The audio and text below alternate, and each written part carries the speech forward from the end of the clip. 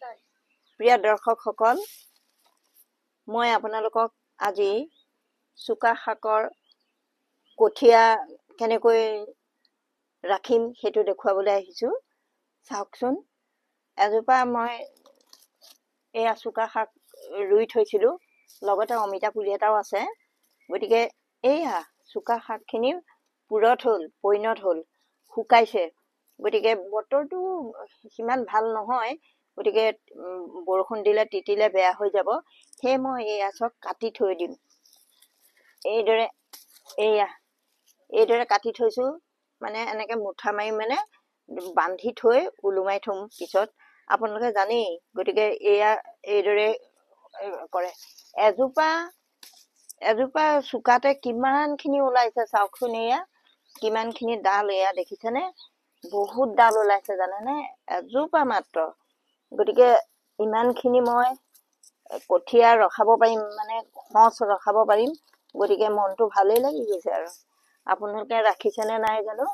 মাছৰ লগত টেঙা জোল খাবলৈ বৰ ভাল চুকা শাক। গতিকে কঠীয়া ৰাখিবই লাগিব।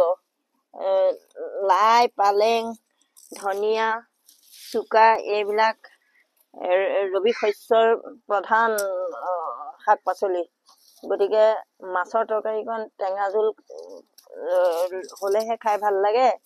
গতিকে মই এইদৰে এই কঠীয়াটো সাঁচি ৰাখিছোঁ। আৰু এইদৰে আপোনালোকে এইদৰে ৰাখেনে নাৰাখে নাজানো, কিন্তু মই এইদৰে কেঁচিখনে কাটি পেলাই লৈছোঁ। আৰু এয়া গতিকে আগতে মাহঁতে বান্ধি থয় জুহালৰ ওপৰত, পাভতিৰ ওপৰত এইদৰে ওলোমাই থয়।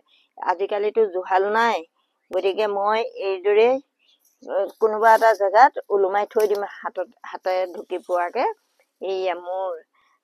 এয়া মোৰ অহা বছৰলৈ চুকা শাকৰ গুটি হৈ গ'ল। আৰু কঠীয়া কিনিবলৈ হ'লে বহুত লাগে জানেনে। আৰু এইদৰে যদি আমি সঞ্চয় কৰি থওঁ বা নিৰ্দিষ্ট সময়ত আমি কঠীয়াটো আমি ৰাখি থওঁ, তেতিয়াহ'লে আমি আমাৰ শাক পাচলি আমি নিয়মিতভাৱে খাব পাৰিম। আৰু আমি পচন সাৰেৰে তৈয়াৰী কৰি ল'ব পাৰিম।